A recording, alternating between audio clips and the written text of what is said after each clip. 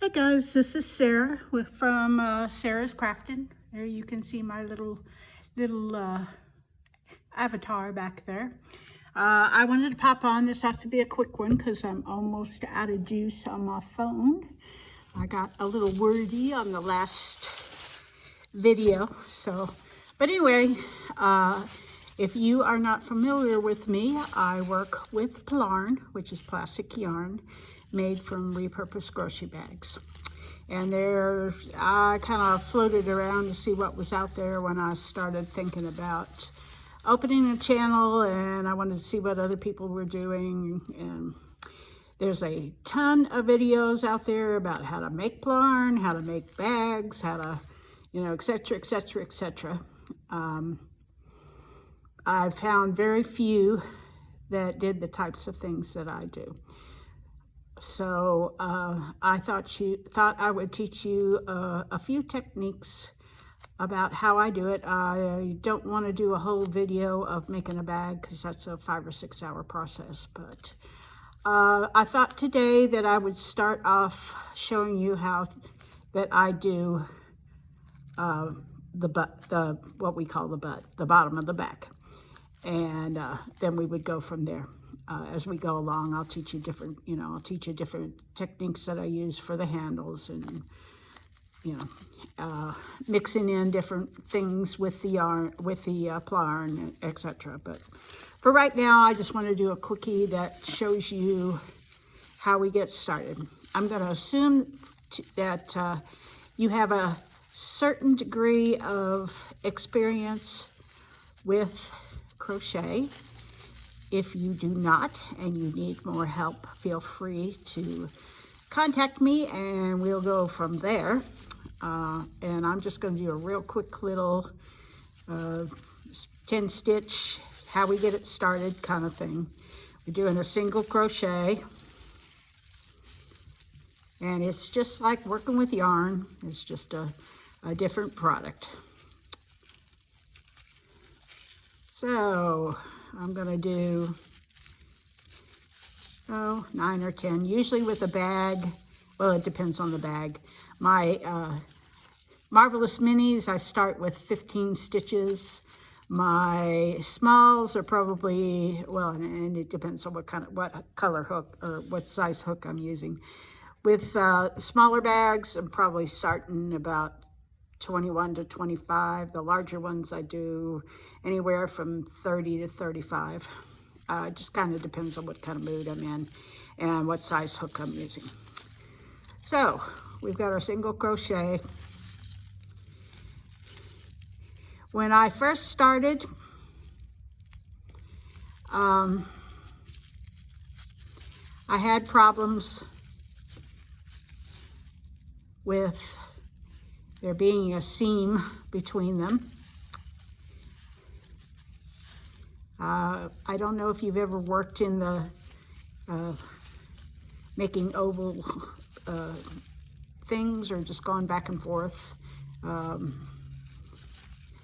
But anyway, when you go round and round and round and round, you have a seam in the middle. And structurally, it was fine.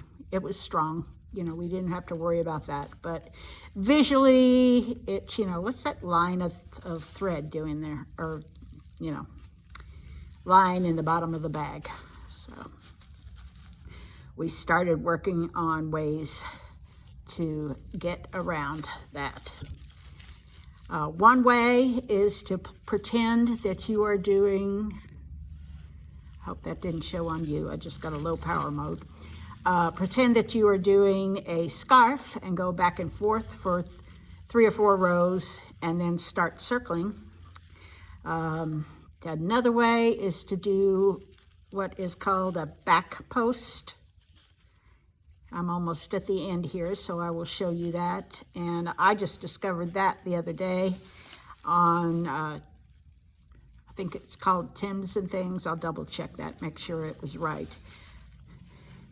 Okay, we've gotten to the end. To go around the corner, you do 3 stitches. By the way, I pretty much use a half double stitch on everything that I do. And what you are doing is you're picking up, usually you would go down in this hole. Let me see it a little bit better that way. Go down in these two holes and pick up those top 2 stitches. But with the back post, you go down in that little ridge at the back. I should have made these bigger so you could see what I'm doing. Well,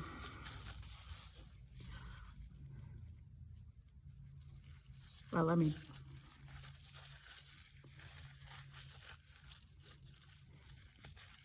As you go around, you see you'll have these holes. So, to avoid that, like I said, you could go back and forth, or you can pick up that back post. And it's just that 3rd stitch in the middle.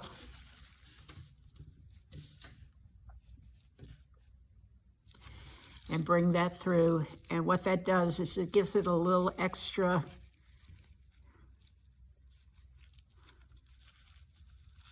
come here, you. Gives you a little extra security. So, and I thought that was pretty cool.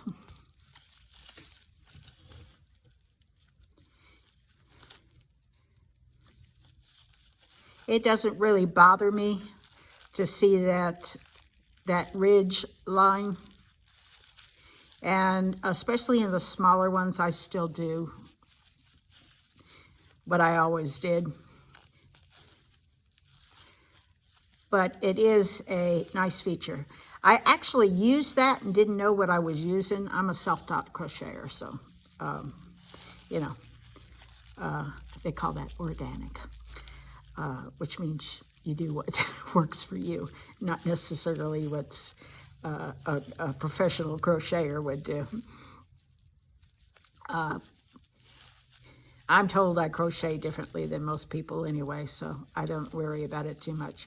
But when I'm doing small bags, what I call my Marvelous Minis, I don't worry about it. All I do with those, I'm basically making an envelope bag when I start going up the sides, so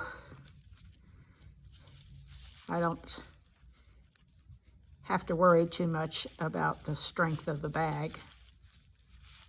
And sometimes I make little change purses and that kind of thing, so it isn't going to be carrying a lot of weight. So we get down here and we're doing 2 stitches to go around the corner, and 2 stitches here to go around the corner. If you're not familiar with it, that is called increasing. And when you're doing the butt of a bag, you just increase, increase, increase, increase till you got it wide enough and long enough for the base of your bag. And then the thing I like to do the best is when I get it to the stage that I want to start going up, I just do a single crochet all the way around the bag.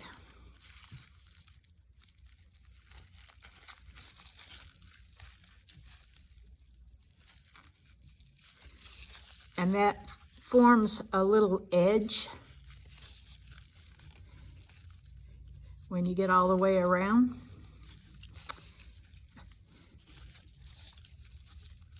Oop. I'm so used to doing the half double, I try to switch back to it.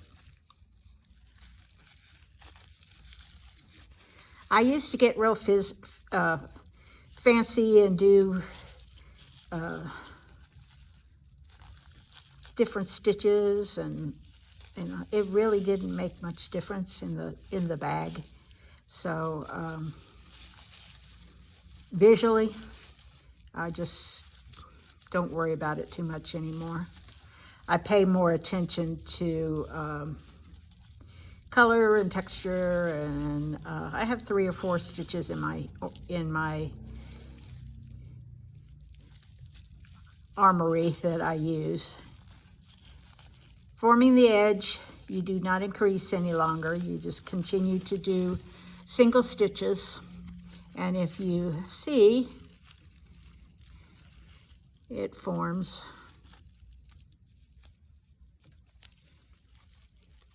and it will have a flat edge to it. And as you continue to crochet, you just around. And it will naturally, obviously on a bigger bag, it's gonna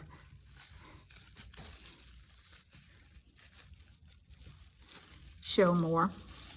Let me get around the corner and you'll be able to see it a little bit better. It automatically tries to turn because you are not increasing. But when you are done, you'll have a little boat-like. I have made them where I just stopped increasing and continued to do a half double. You don't get quite as flat of a base. It's just kind of a rounded, you know, and when you really can't tell the difference when you got stuff in it anyway, but this is just a little crisper and a little more, if you've got a sturdy enough plastic, it will actually stand up by itself. So that's really all there is to the base. You know, of course, you're going to be doing something a little bit bigger than this unless you're doing one of my little Marvelous Minis, but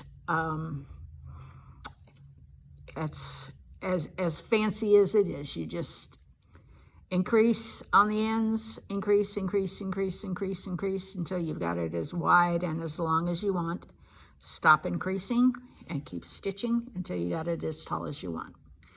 I do a lot of different handles, and I add different things in the middle. I change colors. We'll go into all that stuff as we go along, and I will show you different techniques. And like I said, I got 3 or 4 different stitches that I regularly use, but I don't get fancy. It doesn't really show like it does with yarn on Plarn. So that's all I really wanted to show you today. If you have questions, or if you are a real novice crocheter, there's plenty of crochet instructions out there, but if you feel like you need more answers, I am more than willing to provide them for you, and we'll go from there. Have a good day, and I'll talk to you soon. Bye-bye.